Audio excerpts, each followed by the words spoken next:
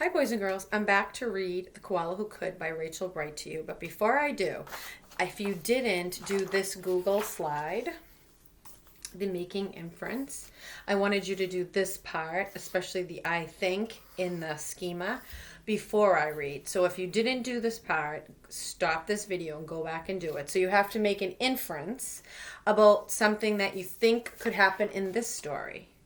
And then what we wanted you to use your schema, which is your background knowledge, which is this part down here, and say what you already know about a koala. So maybe something that you think that could happen, your inference, that's the top part, based on, your schema or what you already know. And then when I'm done reading, you're going to go back and fill in your evidence from the book to say if your inference was right or wrong and what you can use from the book to explain that. So now here we go. The Koala Who Could. In a wonderful place where the day was just dawning and the breezes blew soft on a warm golden morning. In a place where the creatures ran wild and played free, a koala named Kevin clung to a tree. And there he is, way up here in his tree.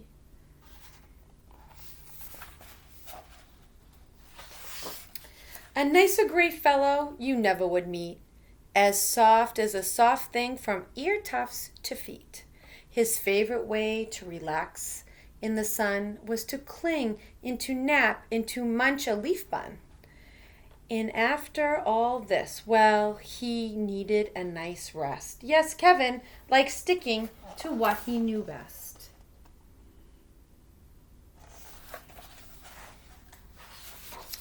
You see, high up was safe, since he liked to slow pace, while the ground down below seemed a frightening place. Too fast and too loud, too big and too strange. Nope, Kevin preferred not to move or to change. I guess Kevin liked things the way he liked them. So he clung to his tree as he knew what to do and was never too keen to try anything new. So when Wombat stopped by and shouted one day, "Hey, Kevin, why don't you come down here and play?"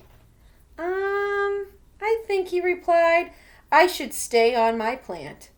I'm busy right now. No, I'm sorry, I can't."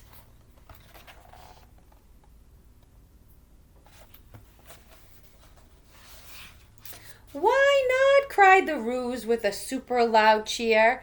"Yes, why?" called the Dingoes. "There's nothing to fear." But Kevin, who never been one to act fast, said, I've clinging to do, but it's nice that you've asked."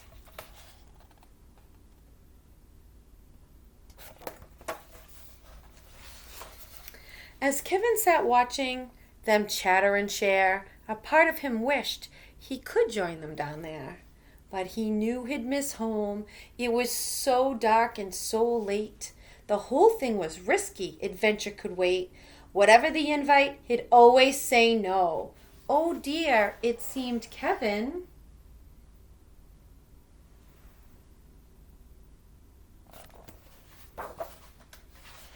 just couldn't let go.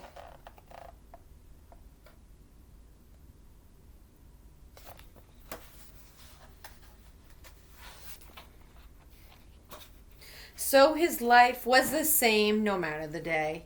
The weeks came and went and the months rolled away, and Kevin stayed still while the whole world moved around until he awoke to a worrying sound.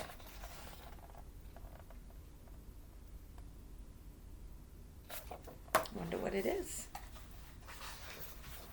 Tap, tap, the sound went. Well, this was a blow. Tap, tappity, tap, tap, tap, tap. Oh no! There's a bird tapping into his tree.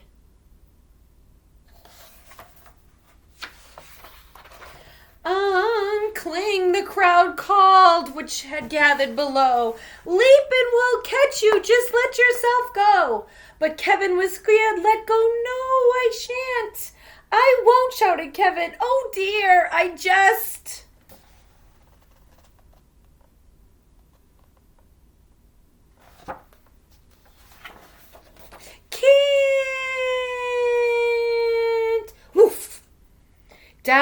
came the tree, and with it was bringing a crash and a wallop, and Kevin still clinging. He would not let go. Kevin, he carefully opened one eye and looked up at the love staring down from the sky. Then one paw by one paw, he loosened his hold. He felt springy and light and happy and bold. He's on the ground.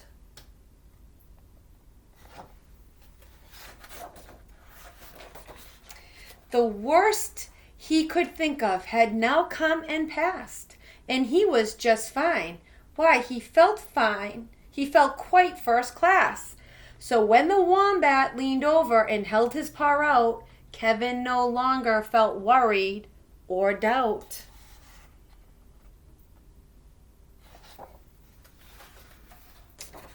When Dingo asked, "Now, will you come out to play?" the crowd all joined in with a "What do you say?" And even though this wasn't part of his plan, Kevin replied, "Yes, I think that I can." And Kevin, from then on, was always can do.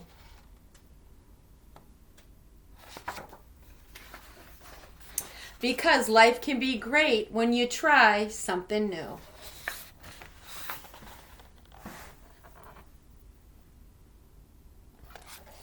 I just love that book. It's so true. It's so hard sometimes to change when you're used to something.